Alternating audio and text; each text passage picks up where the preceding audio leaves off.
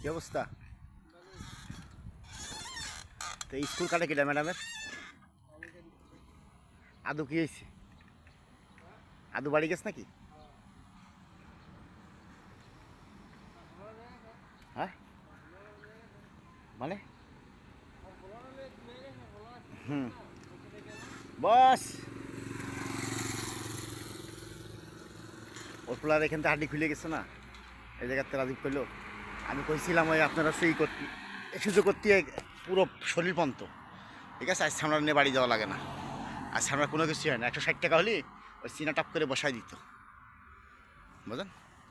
160 টাকা হলেই বসাই দিত। এই যে আমার হাতটা পুরোপুরি ডাক্তার কইলো যে 10,000 টাকা জমা দেওয়া লাগবে, তারপরে ই করবে। আবার ওই যে এই এজেন্ট করছে যে তুই এক কাজ কর, তোরে আমি 20,000 ইঙ্গিত দিয়ে দিবান, তুই বাড়ি চলে যাস। কেনে হাত পোষণ করার পরে পরে দেখলাম তো আমার হাতটা কেটে ফেলাবে না, ঠিক আছে। এ টাকা মাকা তুরাই ফেলে যাবে না, পরে আমার দরকার নেই। পরে আমি বললাম না, আমি চলে যাবো বাড়ি। পরে ব্যাস পাসপোর্ট মাসপোর্ট ক্যান্সেল করে দিলাম না, আমি ক্যান্সেল করে দিতে চলে আসলাম। আজ তো বাইসেই আছি, ভালো আছি। আর না, তোমার বাড়ি থাকা লাগতো।